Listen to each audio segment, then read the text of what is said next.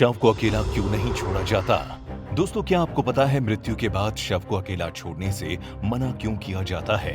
वास्तव में गरुड़ पुराण के अनुसार यदि रात में मृत शरीर को अकेला छोड़ दिया जाए तो आसपास भटक रही बुरी आत्माएं भी उसके शरीर में प्रवेश कर सकती हैं, जिससे मृतक के साथ साथ परिवार को भी संकट का सामना करना पड़ सकता है।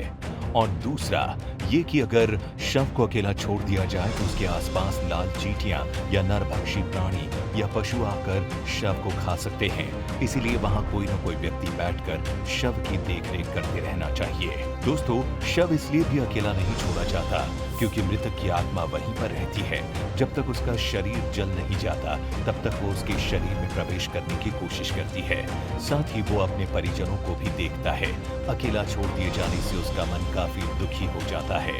इतना ही नहीं, ये भी माना जाता है कि अगर ज्यादा समय हो जाए तो शव से निकलने वाली गंध के चलते कई तरह के बैक्टीरिया भी पनपने लगते हैं और मक्खियां भी भिनभिनाने लगती है।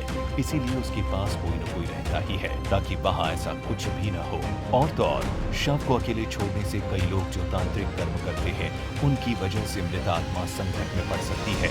इसीलिए भी कोई न कोई शव की रखवाली करता रहता है। और ये तो हम जानते ही हैं कि शव के आसपास जगह को साफ सुथरा किया जाता है और धूप के साथ ही दीपक भी जलाया जाता है ताकि वहां दूर तक उजाला फैला रहे।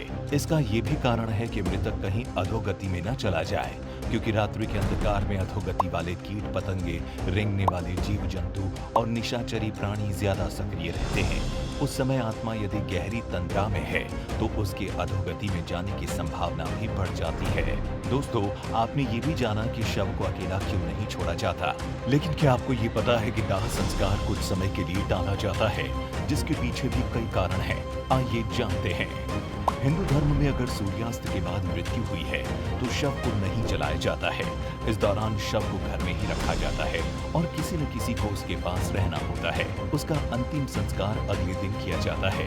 यदि रात में शव को जला दिया जाता है तो इससे व्यक्ति को अधोगति प्राप्त होती है और उसे मुक्ति नहीं मिलती।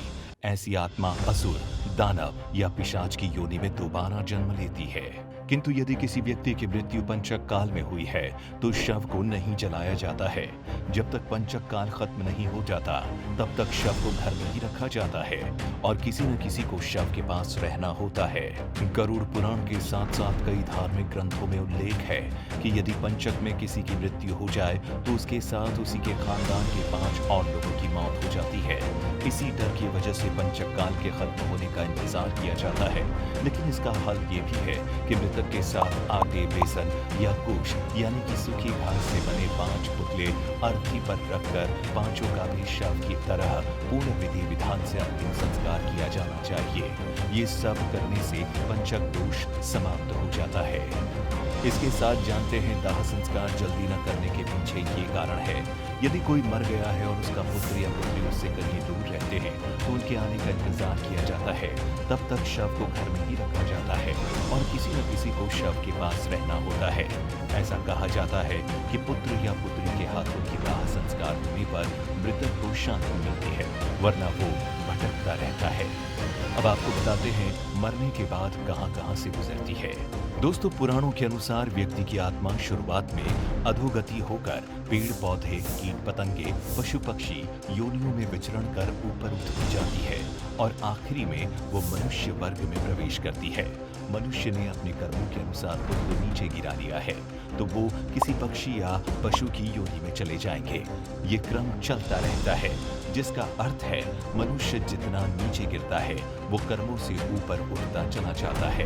वहीं उपनिषदों के मुताबिक एक क्षण के कई भाग कर दीजिए, उससे भी कम समय में आत्मा एक शरीर से दूसरे शरीर में चली जाती है।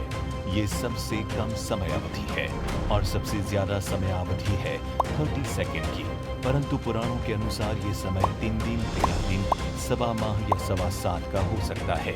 जो आत्मा नया शरीर धारण नहीं कर पाती है वो मुक्ति के लिए पृथ्वी पर ही भटकती है, यानी तीनों लोकों में गिरकर समय बिताती है। अगर आप इससे जुड़ी कोई और जानकारी भी लेना चाहते हैं तो हमें नीचे कमेंट करके जरूर बताएं।